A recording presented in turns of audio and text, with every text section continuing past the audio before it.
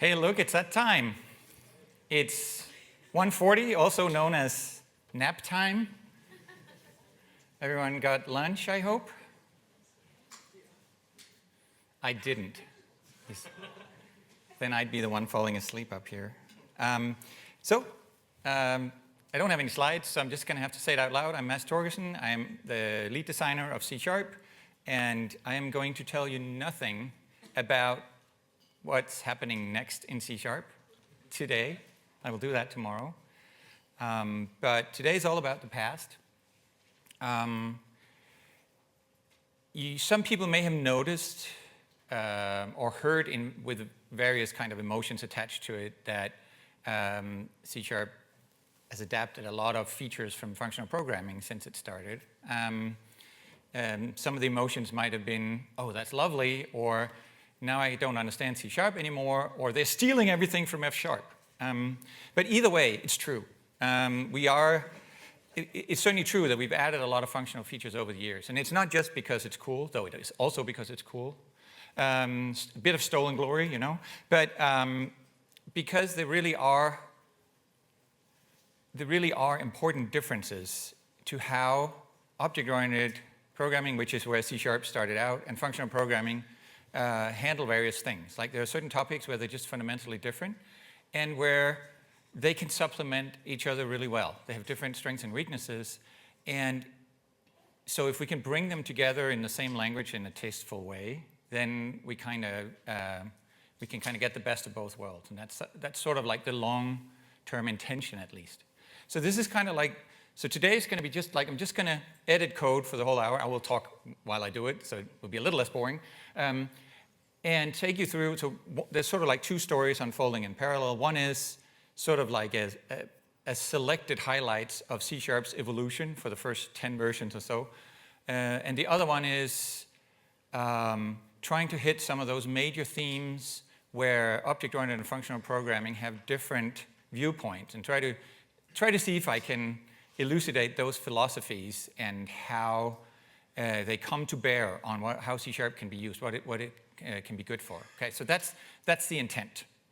You should feel free to shout questions along the way. If you see something that is interesting and that you want to ask about, don't wait till the end, because that code will be gone by then. This code will change a lot, and in particular get shorter and shorter until there's almost nothing left, because that's what functional programs look like.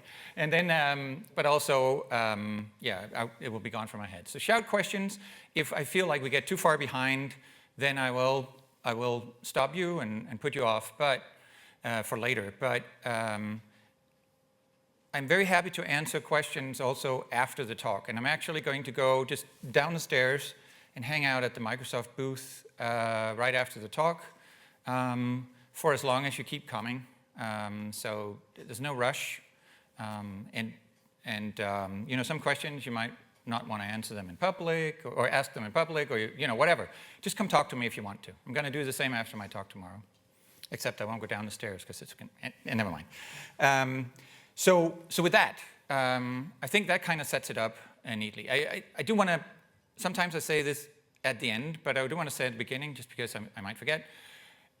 I'm not intending to say that C# is becoming a functional programming language.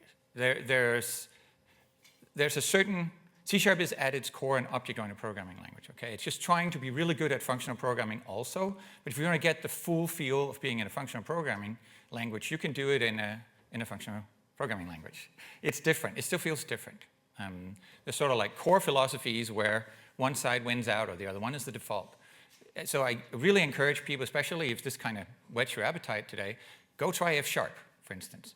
The thing about F# is that where C# tries to be an object-oriented programming language that's really good at functional programming, F# is the exact opposite, right? It's a functional programming language that is trying to be really good at object-oriented programming. So it has really good facilities for object-oriented programming, and thus the two languages can interrupt really well on that. So that's if you have time and you haven't done so yet, play with F# and get that kind of functional kick. But today, we're not going to talk that much about F#. We're going to talk about C#. And this is I don't know how many people were around when C# first came out. Yes! Yes. Welcome. you should all be like given special seats and gifts, yeah, retirements maybe. Yes. So here's a little program written in C#1, and I actually can't take this anymore. I can't do it. So I'm immediately going to cheat and use some later features that don't matter to the story. They have nothing to do with functional programming. I just want my program to fit on a screen. Okay, so I'm going to go and do the. Oh, yeah, I'm going to put some emojis in my code. That's great. Okay. Where is it? There we go. See here we have refactorings. I'm going to convert to top-level statements, right? Because that's just nicer. It is actually a little like many functional programming languages feel a bit more like this, but it doesn't have anything to do with the paradigm, I think. But so just ignore that. You can gloss over that difference. But other than that, this is C#1 code, and if you think about the sort of bread and butter of functional programming is functions. Right? Functions aren't just like methods that you declare. They're first-class values in functional programming. It's a big part of how you do abstraction. If you want to iterate over a list and do something with it, you do it by passing a function for what you want to do with it to another function, and so on. Like first-class functions is everything. And unlike other object-oriented programming languages at the time, when C# first came out, it actually had a rudimentary notion of first-class functions. It had delegate types. So a delegate is a type you have to declare that describes functions of a certain shape. And you can then use the delegate type to say, hey, I want to take a predicate. And when you pass one, you can then take some function that you declared, and you can pass it in, and it fits the delegate, and everything's hunky-dory. So we do actually have first-class functions in not the most convenient form, but in a rudimentary form that we're going to build on over the years. But other than that, everything you see here is functional, is object-oriented, and imperative. So it's really only in C#2 that we get into this business. C# is among several programming languages around the year 2000 that is starting to investigate generics. And so so the first like big concept that we're going to talk about is polymorphism, which means multiple forms or multiple shapes or something. Now that refers to when you have some code that can work on more than one type. You don't have to write the code again and again per type, but it can work on one type, or on all types, on many different types. And they're kind of object-oriented and functional programming have two different approaches to polymorphism. Object-oriented programming has this, what we would call subtype polymorphism, which means that there's an is-a relationship between types, and in C#, the types are all unified so that ultimately everything is an object. And that means if I want a collection that I can stick ints in, I can just take an array list and stick ints in because it can contain every kind of type. So it can also contain ints. That's subtype polymorphism. I'm essentially forgetting the type of the thing. Forget it, it doesn't matter. Everyone's welcome here. Which means I can mix different types of things in the same collection, which sometimes is really what you want, right? But it's also inconvenient because that means anything can be in there, which means that when I take things out again, I can't trust that it's necessarily ints, so the type system doesn't help me and I have to cast. So so what can we do about that? Well, in functional programming, they do polymorphism differently. They have parametric polymorphism. Trust them to make everything about parameters, right? Essentially, types are functions that take types, or it can be functions, right? So you have list of int. A generic list is essentially like a type level function. It takes a type, and then it produces a type list of int. So that means list is also polymorphic because it can be used with any type. But the resulting list can't be used for every type. It doesn't forget the type, it remembers the type, which means when you take things back out, you know that everything that came in was an int. We don't have to cast it. We even get nice graying out of the cast here. We can just directly grab things again. Okay. So we combined the two forms of polymorphism in the same language, and they supplement each other really well. and if this is new to you, you feel free to clap, but this is 2 decades ago, so maybe not. Okay. And it's not just that you get rid of the cast, but it's really, really useful, that strong typing, because now this list event, this DST here, it can have strongly typed helper functions on it. Because now, in object-oriented objects, you have methods, but these methods can now use the strong types to themselves be strongly typed. So instead of me spending 2 lines populating an array with the results here, I can just call a helper function to do it. I can just say toArray. Okay? Much easier, and all type safe. Now I can get rid of these 2 lines. So, generics gets really helpful.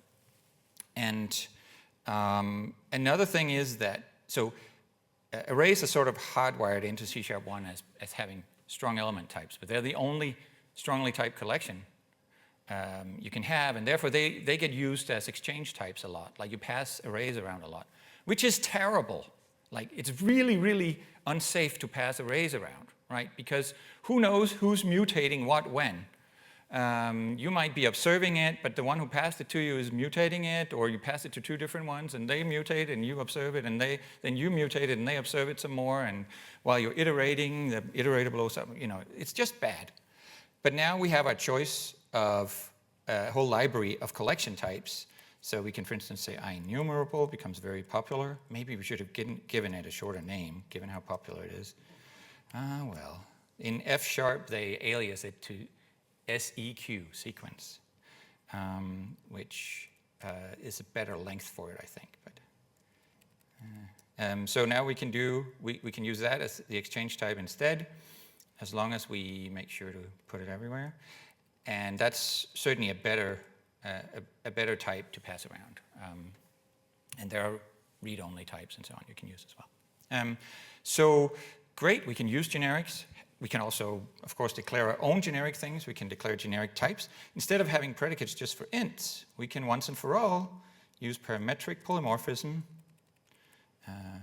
aka generics, to make our types generic.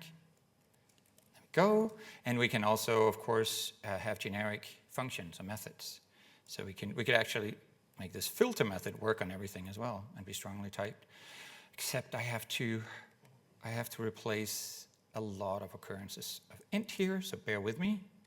There's probably a faster way to do this. But it's right after lunch. It's okay. Okay, any more? Yeah, there's one more there. Okay. There we go. Okay, back to normal. Also, when we call filter, since it's now generic, we should be passing an int. And we can, but for some reason, it wasn't red squiggled, and that reason is type inference, right? The generic type inference, which says when you call a generic method, we'll look at the arguments and we see if we can figure out what the type arguments are. And if we can, then you don't have to type them. And then that's also a thing from functional programming, which I think isn't inherently functional, but it's just that with parametric polymorphism, types become bigger, right? So you get some really big types. And especially if we don't have subtyping, which many functional languages don't, then you get a lot of composition. And so you really don't want to look at the types, you don't want to have to write them. So there's a lot of type inference going on. And we steal some of that. Like we have type inference for generic types, and we also let you, it's not really type inference, that's too grand a name for it, but implicit types, var. It actually only in C#3, but I'm gonna preempt it a little here. Just like avoiding to say types becomes something you can do more in C#. Okay, so far so good. You with me? Good. Another thing that happens often in functional programming languages is that you have generators. You have this thing where you produce values from some code, but you might lazily produce those values. And we actually adopt that as iterators in C#, and many other not functional languages do the same thing. So the way we do it in C# is instead of having this result collection that we add to, we have this yield return thing. Don't know what I think about that syntax nowadays, but hey, there you are. Yield return, which means, hey, I have another value. Yield that, yield that, yield that. And I have to do that instead of returning. And now the whole method is an iterator, and the compiler takes responsibility for implementing this interface with some state machine class that it generates for you. And then it's a lazy thing, right? When you do the call filter here, it actually doesn't start executing it. It sort of just wraps up the arguments in an object and then sits around and waits until you start for eaching over it. And every time you call move next, it says, oh, let me give you another value. And then I get to the yield return.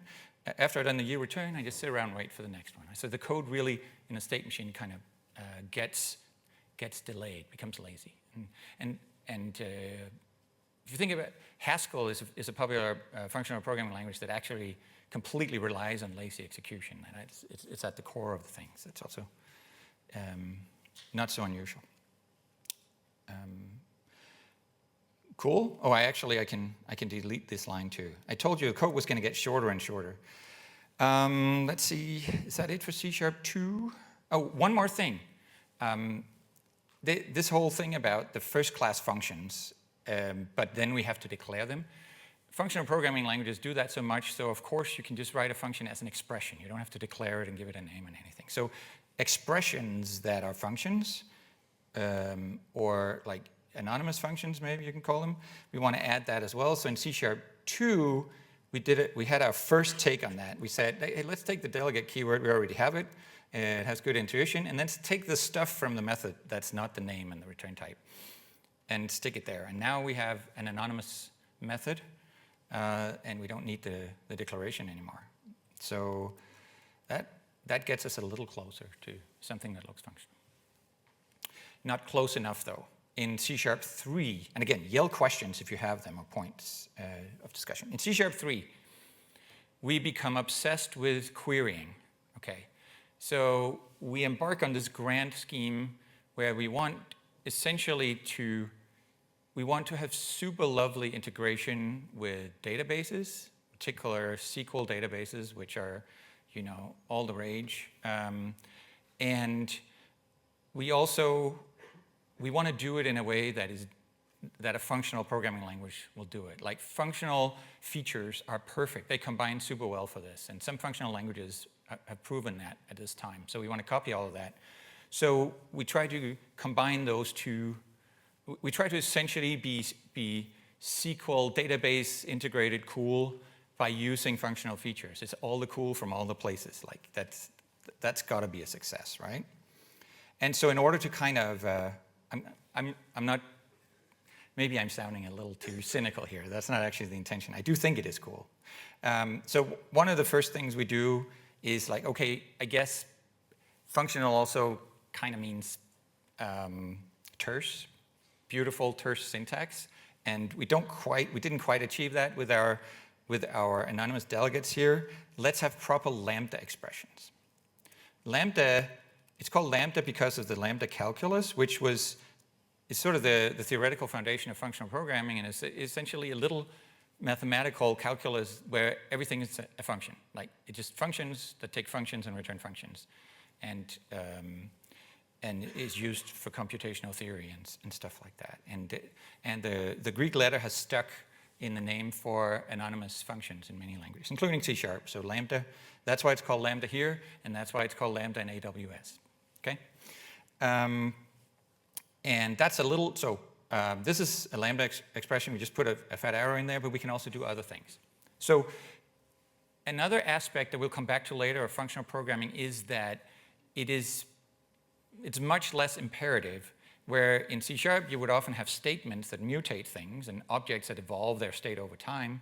Functional programming, you will typically compute new results from old ones. You're not messing with them. They're just parts of a computation and something else comes out, which means that you tend to be very expression-based. You just have one big expression that combines everything together and returns the result, whereas C# tends to be more statement-based. But we could add the expression-based viewpoint as well by letting lambda expressions that really just return something. It doesn't really do anything.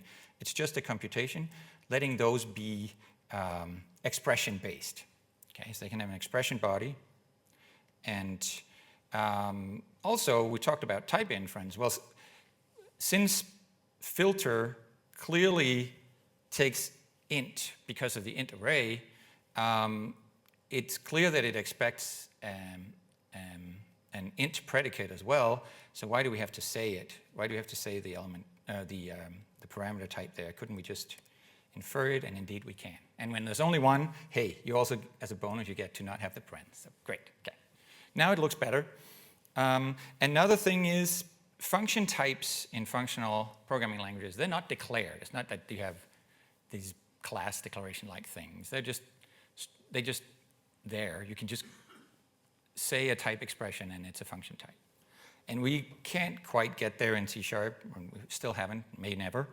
But at least we can make it a little more structural so you don't have to go and declare your function types, your delegates yourself whenever you need them. We can declare a bunch of them for you. And so we have a whole family of them called func and action with several overloads. I think we start with 8 overloads, and in the following releases, we get more and more of those overloads. So something that takes a T arc, let's call it arc, and returns a T result. So we have a bunch of func overloads and action overloads to return void. And now we have a library of them, so you don't have to declare them yourself. You can just use the off-the-shelf ones, and that's a little better. It's a little more like the functional experience. Okay, so now we kind of cleaned up the world. And actually, since there's a library of these, we don't need the declaration in our code, so now it got shorter again. Yay! We need many more things in order to achieve our query thing here, so let's start whittling away at it. We want to have, like querying is about, you often want to do more than one thing. You don't just want to filter. You want to filter, and then you want to join and sort and filter some more and so on. You want to do different operations and compose them together. And composing together in sort of a function calling way. Let's say we just call filter again to filter the output of the first one. Let's say we want just the even numbers. So we can do that. We can just wrap that around. But that's really, that sucks. This sucks, right? Because how do you read this expression? You start in the middle. Okay, we start with an array. Then we wrap one layer around it to say filtered like that. Then we wrap one layer around that. But there's stuff on both sides, right? So the related parts get further and further from each other the more you compose. This really, really sucks. And so functional programming languages immediately were like, okay, well, yeah, that's no good. Let's do this differently. And so they have a syntactic sugar typically. It's called pipelining, which is just sugar, but what it essentially enables them to do, which I'm gonna pretend I'm doing in C# here. It doesn't actually work because that's not how C# works, but let me show it to you anyway. I'm gonna take the result of that first filter call and I'm gonna pipe it into another call, a filter, where it just comes in as an extra argument. Right, so one argument comes in, so just the lambda needs to be passed explicitly. And we can do that again, with, even when we just apply the first filter to the array here. Let's take it, pipe the array into it, and that looks so much better. Now you can break it on multiple lines, start with array, pipe into filter again. Oh, it's beautiful, right? We never really get around to we should also really be piping it into query instead of assigning up front, but never mind, we never get there. So this is sort of like a fluent style of programming. You can see the flow, and it's very expressive. So we want to have that fluency in C#, but we don't go for pipelining. We don't go for letting every function be pipelined. Instead, we say, okay, we want this to feel more object-oriented, and that is where we come up with extension methods, okay? So extension methods are this new thing. It's one of those things that starts, I think they start out in C#. I think we were the ones who came up with them, so yay. So let's try to make filter an extension method. Let's try up here. So we're gonna make a static class. Don't do that. Let's call it myExtensions.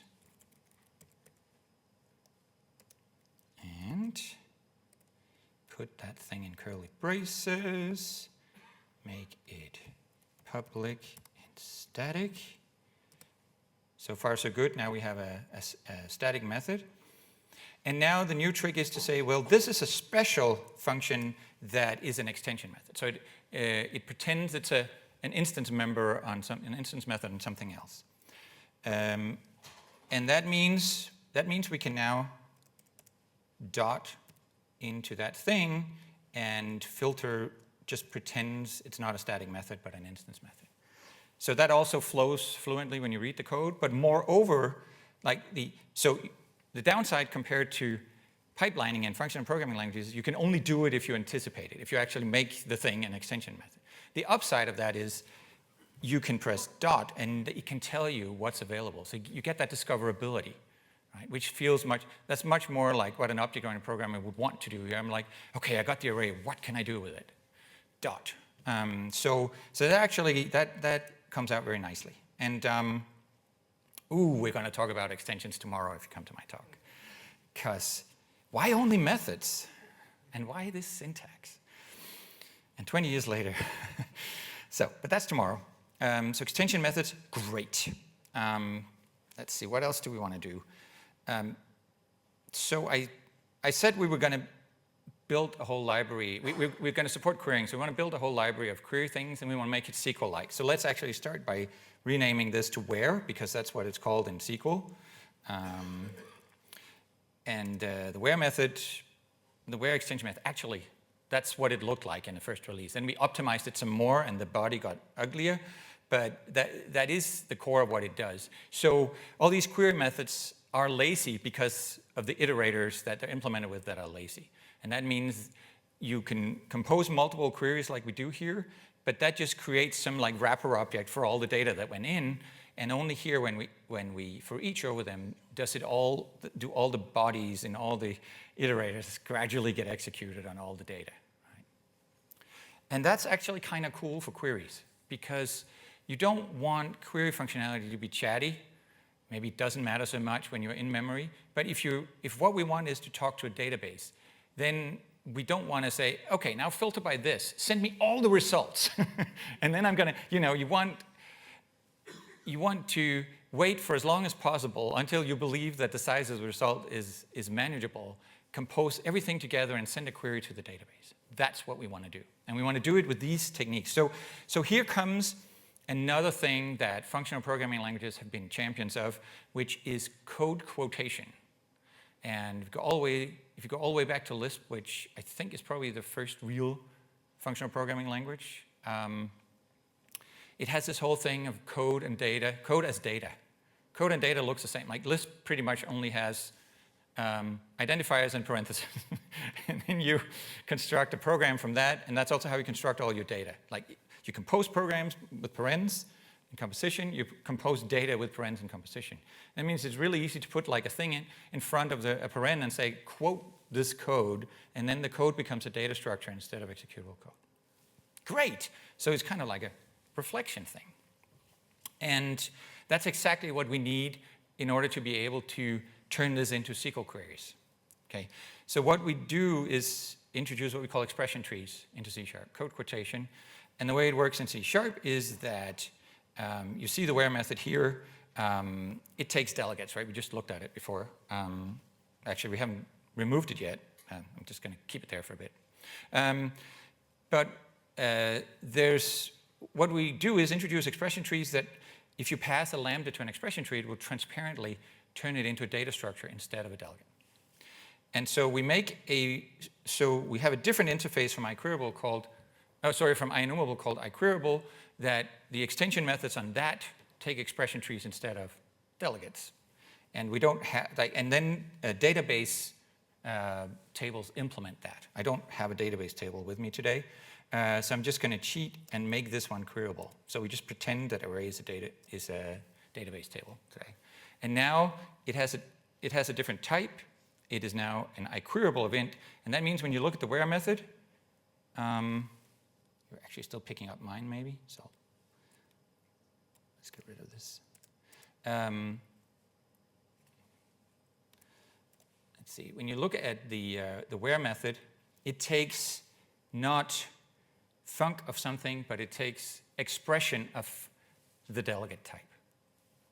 So I got a different overload. And these are also lazy, right? They take the data that came in and the expression tree for the lambda, and they wrap those up in a new expression tree. They essentially quote themselves. So what comes in is an expression tree. When you call the where method, you get an expression tree for the filtering function, and then it builds an expression tree for calling the where method on that. And then it stores that expression tree in the result. And then when the next one comes along, so it composes expression trees. That's what these do. But again, not executing any querying until we for each. And then when you for each an I queryable, it has something at the root. The thing we started with knows where the data lives. And then that gets tasked with execute this somehow. And if it's like NDC framework, for instance, it'll go and say, let me take that expression tree and programmatically quickly generate a SQL query from that and send that over to SQL.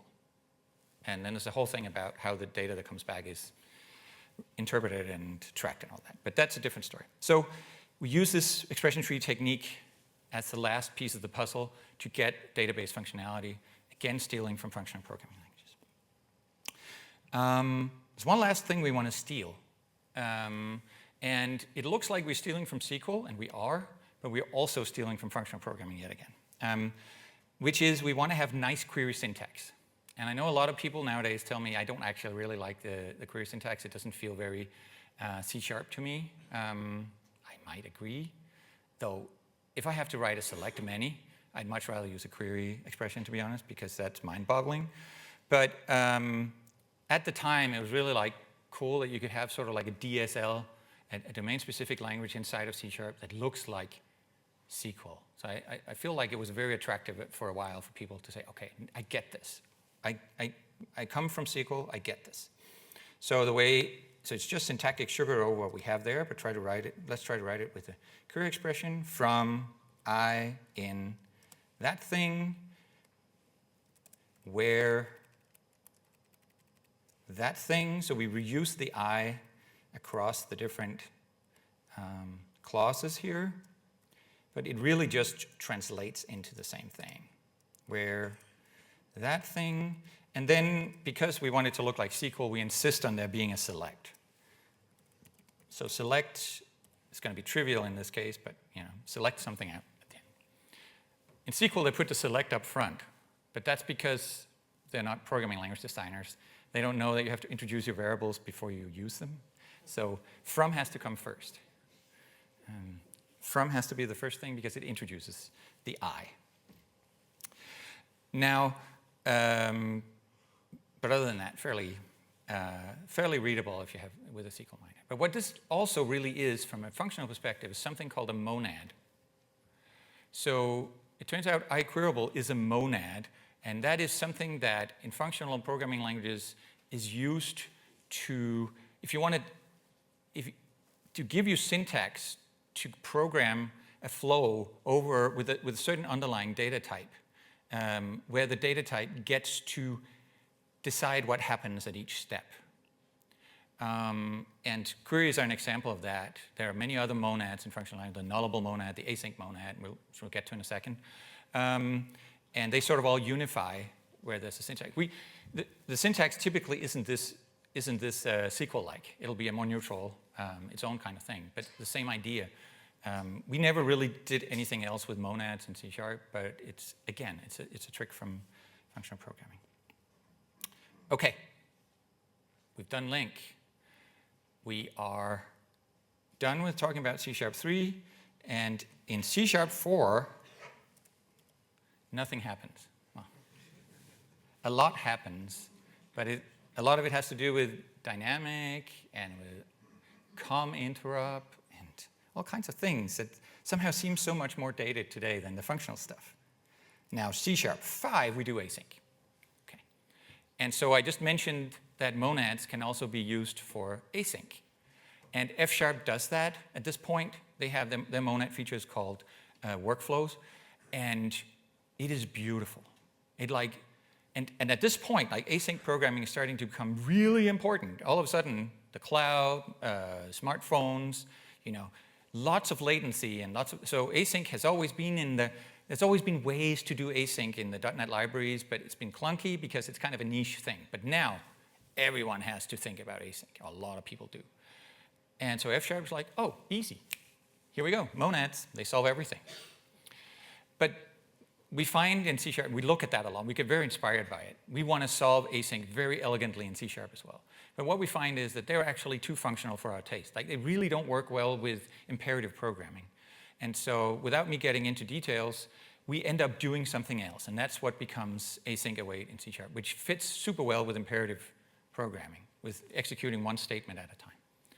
And so functional programming inspires us there to get kind of going, but we don't end up doing it that way, so I don't have anything to show you there. Okay? Done with the first of 2 demos. Then time passes again, and there's so little code left on that slide, we got to get some fresh code to start reducing here.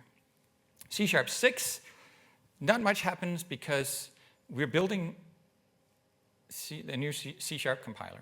And we're actually using a lot of functional techniques. The syntax trees and many more data structures in the Roslyn compiler, as it gets known, they're immutable. So they have functional programming becomes very useful there. But we actually, we don't do much about it at the language level, but it inspires us in the coming releases, as you'll see.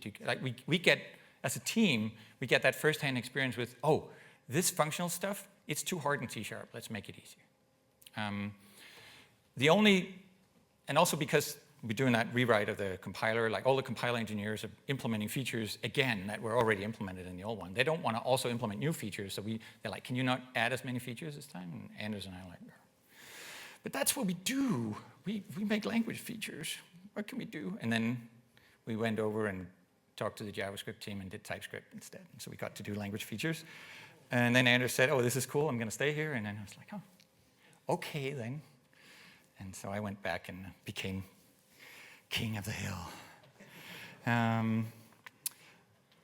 But what we did do that was in the functional space was this whole expression-based thing. Expression-bodied lambdas are cool and all, but why can't everything be expression-bodied? So we did in C#6 start adding expression-bodied members. Oddly, we didn't add all of them. Not all members could be expression-bodied in C#6. But then people were like, why? And we were like, we were not sure it was necessary. And I'm like, we want it. And then, we did the rest. But C#6, you could do this. And that's it. But the cloud apparently it didn't go away. It wasn't just a whim. So it kind of keeps presenting issues for us. And now we're getting to another fundamental thing in functional programming, or in the difference between the paradigms, sorry, which is type-dependent behavior is what I'm calling it. I don't know if there's an official term for that. But it turns out both object-oriented and functional programming are really big on type-dependent behavior. And the easiest way to say what I mean is to look at how the object-oriented paradigm does it, which is when you have a base class, like here, it has a render function method, right? It says, okay, persons can render, but how they render is up to the individual types. It's different for every type. It's type dependent. And the way we implement that is declare it in the base type, let you override it in the orang types. And that is one approach, and it has some consequences going this route. It has the consequence, in particular, that all the type-dependent behavior needs to be predicted, like which functions do you need, needs to be predicted when you write the base class. You have to say, I have these 15 virtual methods, and that is all the type-dependent behavior you get. And it's nice, they're encapsulated and all, but it's a closed list. And whoever authors that, owns that thing, they have to decide to add more stuff to it. When you think about data and behavior being all wrapped up together and how nice it is in object-oriented programming, fine. But unfortunately, in the cloud, all the data is there in a very long-term manner. The shape of the data, the types, if you will, is there independent of hundreds of apps and services and whatnot using it. So whatever they need to do with the data can't all be like, they can't all go and add to the base class. They're independent. The data existed years before they started consuming it. This whole strong coupling just doesn't work. We need type-dependent behavior needs to not live in the base class, so to speak. And that is where the functional paradigm really rules. And I'll show you how. What a functional programmer would do here, instead of saying mads.render, they would turn it around and say render mads, right? It's just one function that renders, and I call it at the top level. I don't have it yet, so let's write it. Let's have it return a string, call it render. It takes a person, P, and then it does something. Let's take a bet and assume we can make it expression body. That would be cool. Kind of getting our functional hat on. Okay. Now, what are we going to do? Well, to start with, just to have something in there, let's take the body of the fallback behavior and just use that. Okay, this is what we do for a person. But of course, that doesn't work. And it shows one downside, if you will. Like we no longer have special access to internal data. Like we can only access public data, and we have to do it from the outside. We have to say p dot. Okay. So we lost that connection. But that's a good thing, right? Because that means they can trust they're not exposing the stuff to us that they don't expose. Great. That's not type dependent. And using the features around at the time, if you want to make it type dependent, it gets a little awkward, but let's try to do it. We want to say, we want to say if, but we use the ternary operator because we are expression based. So if P is a student, and remember we have to do this for every derived class, but I only have one in the demo, so that makes it easier. But imagine that it was harder. If it is that, then do this thing down here instead, and that's the thing you return, okay? And do a little, got to fix up some things here, put it in there, put the colon here from the ternary operator, and then all we need is to fix these guys up. Easy, right? P dot this, P dot last name, P dot ID, and we're done, right? Anyone see the problem yet? P does not have an ID. Was that another problem? Do you have another problem? Yeah. It only knows it's a person. I just asked, but it only knows it's a person. Now, some languages, they're like, oh, we're going to have flow-based typing, but it's too late for C#. That would be too breaking. That would be one way of doing it. But what we do instead is we go to functional programming. Surprise. We steal another concept they have, which is pattern matching, which they have because this is how they do type-dependent behavior, and it can't be this ugly, because then functional programming would never have succeeded. So they have patterns.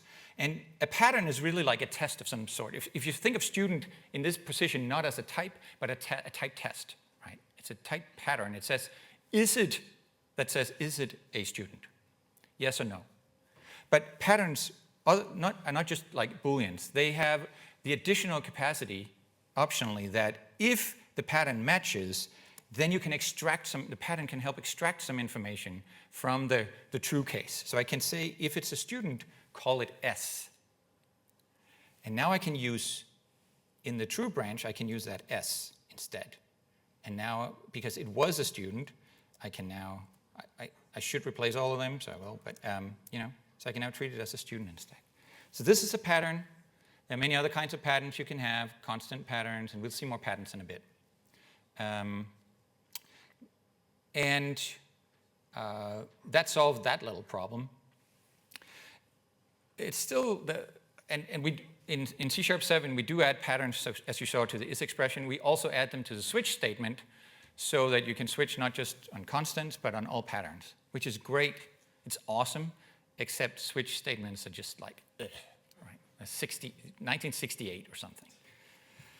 It's like, yeah, we're smoking pipes, So, and of course, that's not what functional programmers do. So in C#8, we do what we should do, which is we add switch expressions. They're the fancy, glorious younger cousin of switch statements.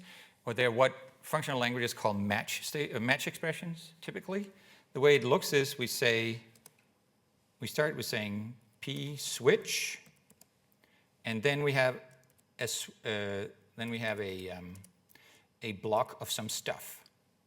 And it's going to take me just a second to get things in order here, but the idea is you switch, and then you have a sequence of cases, and we go through them until one fits. And those cases, they start with a pattern.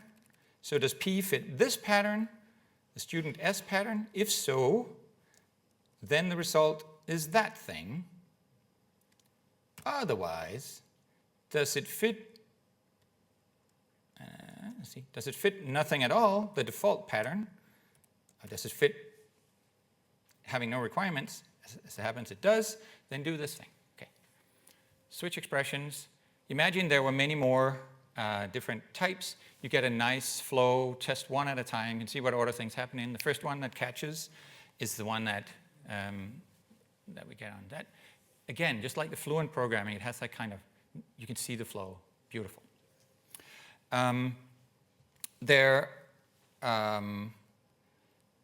And another thing that you have in pattern matching, in functional languages, you end up having many different kinds of pattern. They really become your workhorse for conditional logic. And so you want to be able to ask fairly complex questions in your patterns. In particular, have some recursive patterns where you apply patterns to things within patterns. And just to illustrate that, let's claim that we have a bug in this code where, okay, I'm getting the first element of Peter first name, but what if it's the empty string? You know, that would blow up. Let's fix that with another case in our pattern where we say, and there are different ways of doing it. One is to not change the pattern at all, but we actually allow you to attach a Boolean condition to it when p.firstname.length equals 0. So that would be one way of doing it. Then what should we do instead? Maybe just not use the first name at all. Come up with something. There. But we can also have more fancy patterns, which is more fun to do. Right? So let's do that. So instead, there are many options. Let's try to have a recursive pattern where we say if it's an object that has a first name where the following pattern applies. For instance, that first name is the empty string, constant pattern, applied recursively. Or we have list patterns where it's the empty sequence of chars. Or, you know, it's another object where the length is 0. Or the abbreviation of that, because even this kind of thing can be abbreviated, where we just let you say the dot in the top level pattern. Or, you know, we can keep going. We actually also want to test for null. So, like the other ways we could do it, but we could also say, hey, we actually also don't want it if it's null or if it's a string, because now we also have conditional patterns and relational patterns. So you can see there's a whole toolbox of patterns, and some of them are recursive, so they can be combined. And we haven't even talked, and we won't today, for time reasons, talk about tuples and positional deconstruction and all that kind of stuff. But it becomes really like patterns are certainly expressive enough now. It's more a question of when should I stop using them, because all the clarity that I got from my cases being neatly laid out, it goes away because my patterns are too big. So, but okay, you get it. And now we're done with our virtual methods. We have our new type-dependent behavior, but now it is no longer a closed list of functions with an open-ended set of types. It is a closed set of, it's an open-ended list of functions, each with a closed set of types. The function centrally defines the number of types it knows how to handle. Okay, so we flipped it on its head. For different situations, different things are good, but certainly for this cloud scenario, this is what we want. And so it's no accident that patterns and all this stuff come into C# as cloud programming is really taking off. Now we get to C# 9, and the last thing I want to talk about from last major thing from functional programming, which is immutability. Okay, or really what are things in programming languages? What is the currency that we work in? Are they objects or are they values? Do they have state or do they be state? Can they change over time or are they just information? Well, obviously the default in object-oriented programming is, yes, they have state. Yes, they evolve over time. We mutate them all the time. It's imperative programming. That's how it works. In functional programming, it's often the other way around. We touched on that. And so you don't mutate a thing. You compute another thing from the thing. That's why they are so expression-oriented. And that is also sometimes really useful. And immutability is really useful for one reason, because when you want concurrency and you have mutability, then you have concurrent mutable state, which means you have trouble and need to start locking and all that. But if everything's immutable, then you don't have shared mutable state. You don't have any mutable state. And so things are hunky-dory. That's a big reason why the C# Roslyn compiler is immutable. It uses all these techniques. But it's a pain to work with in C#. Essentially, let's do an example here. I changed my last name when I got married. I used to have a different last name. Some nefarious person might want to try to change it back. Okay? So Mads.first name equals Nielsen. That's what I used to be called. How can we stop that? Well, these are auto properties. Let's just take the setter away. Problem solved. They can't mutate me. Nice red squiggle. But we like object initializers, and now we can't use those either because they rely on mutation. So at this point, we add a version of the setter that we call init that only is allowed during object initialization, and then it closes the door. So now we can use object initializers to create immutable objects. Great. So that problem solved. I can't mutate it. But then what if I want to mutate it? What happened when I actually changed my name then? Are you doomed to like be 18 till you die? Or of course not.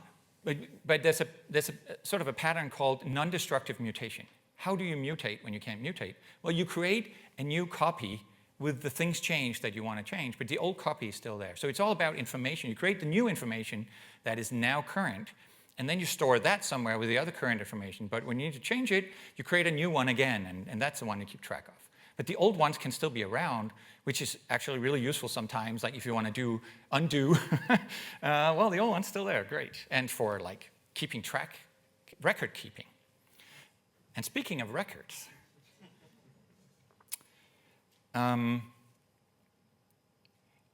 yes, so we can do it by creating a new one from the old one. But imagine the hassle, right? How do I create a new person from an old? You'd think it was, I could do it up here. I could say var mads equals new person with, with this object initializer up there. But that would actually even be wrong, because we are in an object-oriented programming language, and I was in fact a student, and so if I create a new person instead of a new student, I just lost the fact that I was a student and all the information associated with it. That doesn't even work. Actually creating a new one from an old one, it turns out, by copying, it's type-dependent behavior. So I could go down here, do it the virtual way, and say, actually, let me have a wither. Let me have a wither for every property that is like person, it should probably be public, public person with first name. Here's the new first name, string, name. Create a new one, grab all the stuff, but make it virtual so that the student can override it and also remember to and create a student instead, and also remember to copy the ID, and do that for every property I have and override it in every class I have. And Roslyn does this, and it sucks. So much that we have automated code generation for it, because writing it out just badly, badly sucks. What to do? I said records before. I'm going to stand by it. We introduce a language feature, which is let's have a version that changes, a version of classes that changes the default to being the value-oriented instead of object-oriented, to be information instead of substance, if you will. Let's get rid of all this stuff that we accumulated here. So we introduce a thing you can say. I'm just going to leave this crap up here for a second. A thing you can say in your class is say, these are records. They're information. Yes, these are record. Singular. Okay? Now they're records. That wasn't bad in and of itself, but now that means they have, all of a sudden, they're completely value-based. They get a different equality. They get a nice value-based toString as well. So I actually don't need the render when I write it out. I can just, let's get rid of this. Then we can fit things on a screen again. So I can just write out mads because it's going to be looking really nice now. And then the other thing you get from it being a record is I get with expressions. So I can say var old mads, say, if I want to express the mads before I got married, I can say old mads is mads with, if I could spell things, var old mads equals mads with, oh my God, this is terrible. Oh, never mind that. With, let's just close some things. First name equals, sorry, not first name, last name. You get the idea. Last name equals Nielsen. And now, so because they're records, they get a syntax where you can create a new one from an old one. And then all that, implementing it virtually, making sure it actually keeps its runtime type and all the hidden information, we generate the code for you. Actually, value-based equality in an inheritance system is also like depressingly complex, and you will get it wrong if you try to write it yourself. We do that for you as well. So anytime you're in this situation where I want value equality, but I want it to work over a hierarchy of things, and I don't want it to ever forget to check whether something is, I don't want to forget to compare the IDs because I happened to ask a place where I didn't know it was a student. You know, use records, and they do it for you. So that's sort of like the last functional feature. Records don't have to be immutable, but they are value-like. Just like structs don't have to be immutable, but they're somewhat value-like. Right? So in practice, they are usually immutable. So there you go. That's the first 9 versions of C#. 10 if you count record structs, which we added in the following release. And a whole bunch of things achieved with functional programming. I hope that was instructive for you and maybe makes you think about some things differently, gives you an appetite for trying a real function-first language like F#, and then come back and see how that feels to you as a C# programmer. If you are one, I forgot to ask in the beginning. There might be people here who are not C# programmers. Welcome. Yeah, either way, I hope that kind of gives you that big picture. And we're not done yet stealing from functional programming. If you come tomorrow, you'll see me dabble a little bit around unions, which are what they have because they don't have inheritance, and why that might have enough of an alternative benefit that we should find a way to incorporate those into C#. So the journey continues tomorrow. But for today, thank you very much. Thanks for not having so many questions because I wouldn't have made it to the end. But remember, you can come and chat with me down at the booth in just a second. Thank you.